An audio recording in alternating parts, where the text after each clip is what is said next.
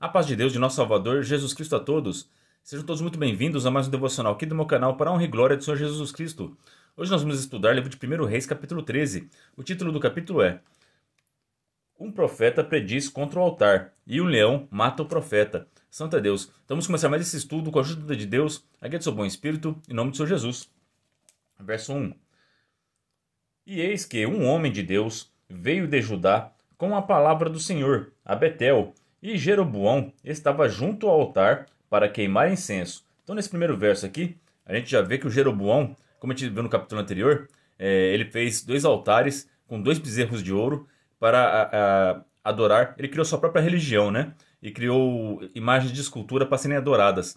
E isso desagradou muito o nosso Deus. Então nosso Deus, ele levantou um homem, aqui não fala o nome desse profeta, né? Mas que ele veio de Judá até Betel para profetizar contra o altar. Porque Deus estava tão bravo, tão irado com o Jeroboão, que ele não profetizou nem para o Jeroboão. Ele profetizou para o altar, mandou profetizar para o altar. Fingir que o Jeroboão nem existia ali, né? Então o profeta, ele recebeu o objetivo, a missão de profetizar contra o altar, que foi o que estava afrontando o nosso Deus, né? Verso 2. E clamou contra o altar com a palavra do Senhor, e disse: Altar, altar, assim diz o Senhor, eis que um filho nascerá à casa de Davi, cujo nome será Josias, o qual sacrificará sobre ti os sacerdotes dos altos que queimam sobre ti incenso, e ossos de homens que queimarão sobre ti. Santo Deus. Então aqui Deus fez uma profecia. Por que a gente sabe que a Bíblia é verdadeira? Porque as profecias que estão aqui escritas nesse livro, 90% delas já se cumpriram, né? E algumas delas estão reservadas para o tempo do fim. Amém? Essa profecia é mais uma que se cumpriu. Ele profetizou, ainda deu o nome do rei que ia fazer, que ia destruir aquele altar e todos os altos que foram feitos às imagens de escultura, né? As entidades, a doutrina de demônios. Então aqui foi uma profecia que se cumpriu. 300 anos depois, iria nascer Josias, que vai ser considerado o melhor rei de Israel. Amém? Então, olha só como a Bíblia é precisa, né? Então, tudo aqui que esse homem de Deus vai falar vai se cumprir. Amém? Se cumpriu. Uma profecia demorou 300 anos para se cumprir, né? Então, tem muitas profecias que a gente fala agora e tem cumprimento imediato, né? Toda vez que eu vou na igreja, várias profecias que o irmão falou para mim já se cumpriram, né? Cumpriram na mesma semana, no mesmo dia, né? Eu já escutei testemunho de alguns irmãos que a profecia que foi proferida demorou alguns anos para se cumprir. Aqui na Bíblia Sagrada tem profecias que demoraram 400 anos, como foi o caso Deus profetizou para Abraão, que em 400 anos Deus ia levantar um profeta que ia libertar o povo lá do Egito, né? Santo Deus, ele levantou Moisés. Então tem várias profecias que se cumprem assim, né? O Daniel, ele viu que depois de 70 anos, Deus ia libertar a nação de Israel da Babilônia. Ele viu aquela profecia e logo se cumpriu. Amém? Então, as profecias de Deus, elas se cumprem. A palavra de Deus é verdadeira. Amém? Por isso que esse livro tem tanta credibilidade, né? Por isso que é o livro mais vendido. Porque é um livro que ensina história e é um livro que tem profecias para o futuro. Amém? Então a gente conhece o passado e também a gente sabe o que vai acontecer no futuro. Então é maravilhoso estudar as Escrituras. Amém? E deu, naquele mesmo dia, um sinal, dizendo: Este é o sinal de que o Senhor falou. Eis que o altar se fenderá, e a cinza que nele está se derramará. Santo Deus. Então, para mostrar que era Deus que estava falando na boca dele, ele falou um sinal. Deus iria fender aquele altar e as cinzas iriam cair no chão. Santo Deus. Então, e aquele altar era feito de rocha, né? Para fender aquilo ali, só Deus mesmo, né? Com mãos humanas assim, é trabalhoso fender aquilo. Mas vai acontecer aqui exatamente como o profeta profetizou. Sucedeu, pois, que, ouvindo o rei a palavra do homem de Deus, que clamara contra o altar, dizendo: Pegai dele, mas a sua mão, que estendera contra ele, se secou, e não a podia tomar a trazer a si. Então, quando o rei Jeroboão ele viu que o homem de Deus estava profetizando contra a religião que ele criou, né, contra o altar e contra os bezerros de ouro que ele criou, ele já mandou prender ele, né? Quando ele esticou a mão para prender o profeta, a mão dele se secou, ele atrofiou os músculos, ele não conseguiu trazer a mão dele de volta. Santo é Deus. Olha só, e quando você está cumprindo o que Deus mandou, quando você está fazendo a vontade do Senhor, você tem a proteção divina, né? Agora, a gente vai ver o que vai acontecer depois com esse profeta, quando ele desobedece, amém? Então, não é porque a pessoa frequenta uma igreja que não tem consequência quando ela erra, tá bom? Aqui era um homem de Deus. O tempo todo aqui vai chamar ele de homem de Deus. E vocês vão ver o que vai acontecer com ele quando ele erra, tá bom? Então, a gente tem que procurar não errar, amém? Vamos procurar não se desviar do caminho. Isso aqui é um capítulo que nos traz a importância de ser obedientes a Deus, tá bom? Verso 5. E o altar se fendeu, e a cinza se derramou do altar, segundo o sinal que o homem de Deus apontava pela palavra do Senhor. Então se cumpriu na hora o que ele falou, né? Esse teve cumprimento imediato, para eles saberem que ele era homem de Deus. E 300 anos depois ia nascer o rei Josias, que ia fazer uma limpeza em Israel, ia tirar toda a idolatria de lá, né? Verso 6. Então respondeu o rei e disse ao homem de Deus: Ora, a face do Senhor teu Deus, e roga por mim, que a minha mão se me restitua. Então o homem de Deus orou à face do Senhor, e a mão do rei se restituiu, e ficou como dantes. Santo a Deus. Outra característica de um homem de Deus, de uma mulher de Deus. A gente não nega oração, né? Quando um ímpio vem pedir oração para nós devemos orar por ele, tá bom? É nosso dever de cristão orar pelos ímpios, pelos pecadores, tá? Para que eles se arrependam e para que os seus pecados sejam perdoados, para que eles tenham saúde, amém? Então toda pessoa que pedir oração para você, é seu dever orar por ela. Aqui o homem de Deus acabou de profetizar contra esse homem, contra Jeroboão. Era um homem que Deus abominava, não gostava dele, profetizou contra o altar foi fendido, e mesmo assim esse homem pediu oração, e o homem de Deus orou por ele, teve misericórdia, e Deus restituiu o movimento ao braço deste homem, né? Aqui é Deus tendo misericórdia, dando mais uma chance para o Jeroboão se arrepender, né? Mas o Jeroboão vai continuar nos seus maus caminhos. E o rei disse ao homem de Deus: Vem comigo à casa e conforta-se, aí dar-te-ei um presente. Porém o homem de Deus disse ao rei: Ainda que me desses metade da tua casa, não iria contigo, nem comeria pão, nem beberia água neste lugar, porque assim me ordenou o Senhor pela sua palavra, dizendo: Não comerás pão, nem beberá água, e nem voltarás pelo caminho por onde foste. E foi-se por outro caminho, e não voltou pelo caminho por onde viera a Betel. Então aqui ele recebeu ordens de Deus para não comer nem beber naquele lugar lá em Betel, né? Era para ele voltar para outro caminho, fazer um caminho diferente, né?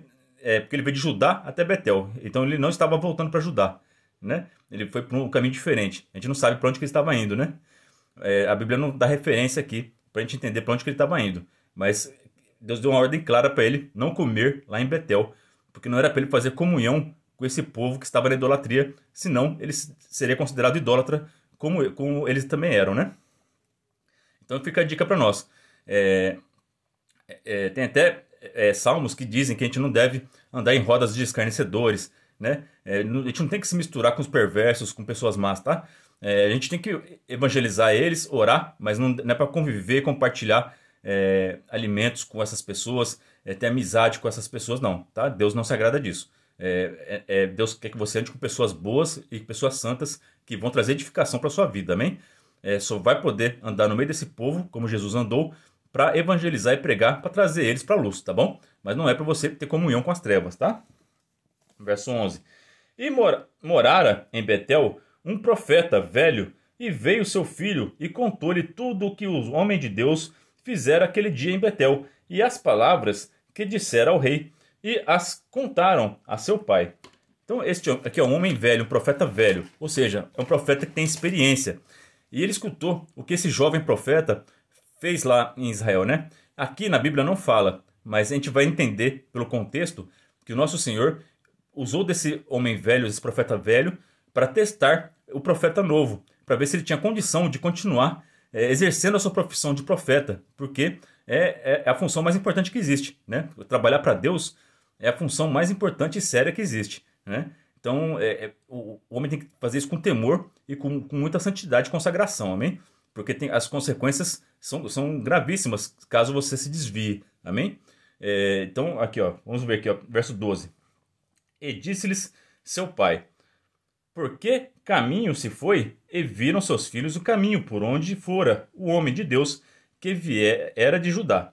Então ele veio de Judá e eles viram que ele foi por outro caminho, que ele não voltou para Judá, né? Então disse a seus filhos: albardai-me um jumento. E abardaram-lhe o jumento, e montou nele, e foi-se após o homem de Deus, e o achou assentado debaixo de um carvalho, e disse-lhe: és tu o homem de Deus que vieste de Judá? E ele disse: eu sou. Então lhe disse: vem comigo a casa e come pão. Porém ele disse: não posso voltar contigo, nem entrarei contigo, nem tampouco comerei pão, nem beberei contigo água neste lugar. Então vocês veem aqui no verso 16 que o jovem profeta que veio de Judá, ele era um homem temente a Deus, era um homem de Deus de verdade, ele cumpriu a sua missão lá em Betel, estava sentado debaixo do carvalho, e quando esse homem veio, chamou ele para comer lá em Betel, ele continuou firme no seu propósito, porque ele recebeu uma ordem direta de Deus, né? Só que aqui ele vai ser convencido, vai ser enganado a desobedecer a Deus. Foi assim com Adão e Eva, né? Eles tinham uma ordem clara de Deus e foram desobedientes, né? Então, isso acontece direto nas nossas vidas, né? Nós sabemos a verdade. Todo mundo que frequenta uma igreja ou já leu a Bíblia sabe o que está escrito na palavra. E toda vez que nós fazemos algo que é contrário ao que está escrito na Bíblia, é pecado, é rebeldia contra Deus, tá bom? Aqui, ó. Porém ele disse, verso 17, perdão: porque me foi mandado pela palavra do Senhor, ali nem comerás pão, nem beberás água, nem tornará a ir pelo caminho que foste. Então aqui ele estava se mantendo firme, né? Aí aqui o profeta velho vai fazer um teste com ele, né? Eu creio que isso aqui não está escrito, né? Mas eu creio que esse teste aqui veio da parte de Deus para testar esse jovem profeta, né? E ele lhe disse: também eu sou profeta como tu, e um anjo me falou pela palavra do Senhor, dizendo: faze-o voltar contigo à tua casa, para que coma pão e beba água. Aí que está entre parênteses, né? Porém, mentiu-lhe, né? Então aqui o Padre Almeida, ele leu o texto e entendeu que isso aqui era uma mentira, porque a gente vai ver nos próximos versos, né? E colocou aqui esse detalhe aqui para nós, né? Mas no original não está escrito aqui, porém mentiu-lhe, né? Aqui é um acréscimo a Bíblia que usou a Almeida corrigida. Aqui foi uma observação do Padre Almeida, tá? E tomou ele e comeu pão em sua casa e bebeu água. E sucedeu que, estando-lhe à mesa, a palavra do Senhor veio ao profeta que eu tinha feito voltar. Então aqui no verso 20 confirma que foi o próprio Deus que mandou esse profeta velho ir lá e testar o jovem profeta, né? Porque o nosso Deus agora ele está confirmando, ele vai dar uma sentença contra o jovem profeta que foi desobediente à palavra de Deus. E você viu a estratégia do velho profeta para testar o jovem profeta? Ele falou que um anjo falou com ele, né? E disse que ele podia voltar a Betel com ele. Então, a gente tem que tomar muito cuidado com isso. O apóstolo Paulo, ele nos ensinou que mesmo que um anjo de luz apareça para nós e ensine outro evangelho que não é o que os apóstolos falaram, o que está escrito na Bíblia, que seja anátema, é maldito, né? Então aqui, o nosso Deus deu uma ordem clara, direta para ele, que era para pregar em Betel e não comer nada lá, não beber nada lá e voltar e ir embora, né? E aí o velho profeta falou que o anjo apareceu para ele e disse: não, Deus falou que você pode voltar comigo, né? E ele confiou nesse outro profeta. Então, maldito do homem que confia no homem, amém? Se você recebeu uma ordem direta de Deus, seja na igreja, na profecia que foi dada a você, que você tem certeza que foi Deus que te deu, que é de acordo com a palavra de Deus, né? Se você leu a Bíblia e você viu que tais práticas Deus não gosta, e alguém fala para você: não, Deus mandou que você pode fazer, é mentira. É mentira do diabo, para te enganar, para fazer você cair. Amém? Então não caia nessas coisas. É que nem a Bíblia, ela ensina ressurreição.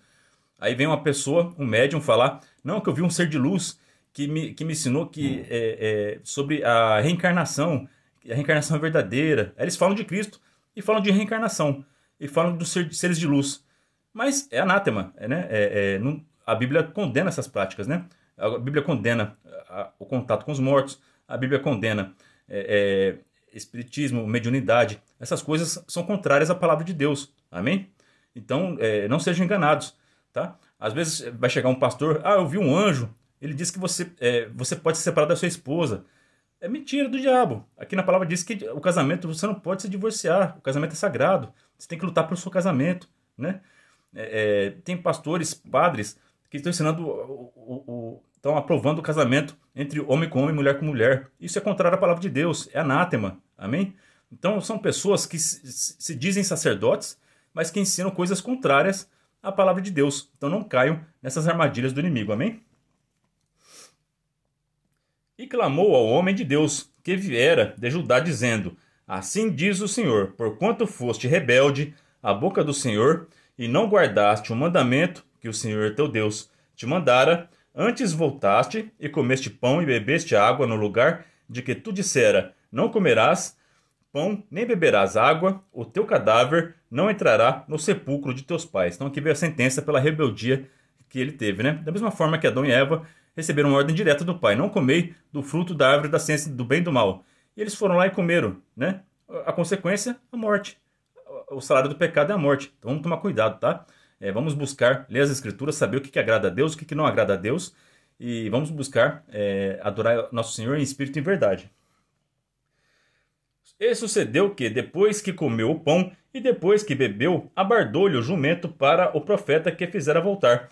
Foi-se, pois, e um leão o encontrou no caminho e o matou, e o seu cadáver estava lançado no caminho, e o jumento estava parado junto a ele, e o leão estava junto ao cadáver. O apóstolo Pedro falou também que a gente tem que buscar o nosso Senhor de todas as forças, porque o inimigo ele está ao nosso derredor, bradando como um leão, procurando a quem possa tragar. Ele só vai tragar aquele que está no pecado, tá bom? Aqui o homem de Deus, enquanto ele estava na obediência, Deus protegeu ele de Jeroboão. Não deixou Jeroboão prender ele, matar ele, né? Mas na desobediência, o leão pegou ele. Amém? Esse leão ele representa o inimigo, tá? O inimigo está só esperando você pecar para ele te pegar, tá bom? Ele está esperando você adulterar para ele acabar com o teu casamento. Ele está esperando você encher a cara para ele te deixar alcoólatra. Ele está esperando você começar a fumar um baseado e vai te viciar em outras drogas mais pesadas e vai acabar com a tua vida. Então, Santo Deus, arrependa-se enquanto há tempo e busca a santidade com teu Senhor. Santo Jesus Cristo, aleluia. Glória ao teu santo nome.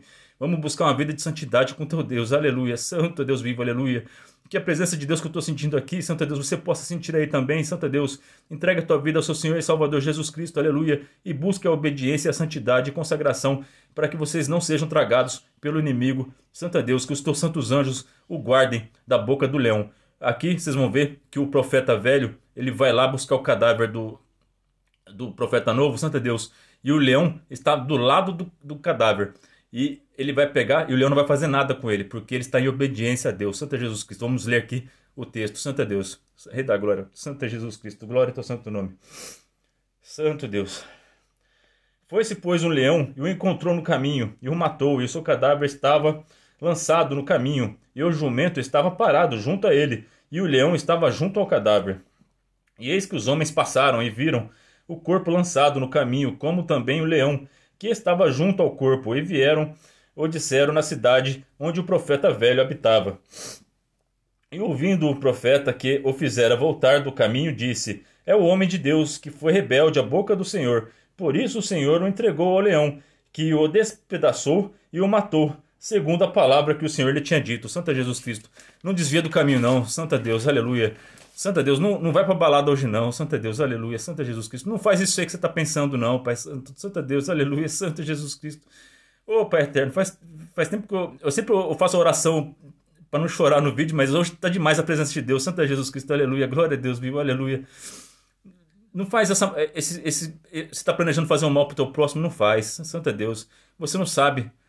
Santa Deus, Deus tá mandando o leão aí para te pegar, Santa Deus. O traficante vai te pegar se você for aí na boca de fumo. Santa Jesus Cristo, aleluia. Santa Deus, aleluia, Jesus Cristo, glória a Deus.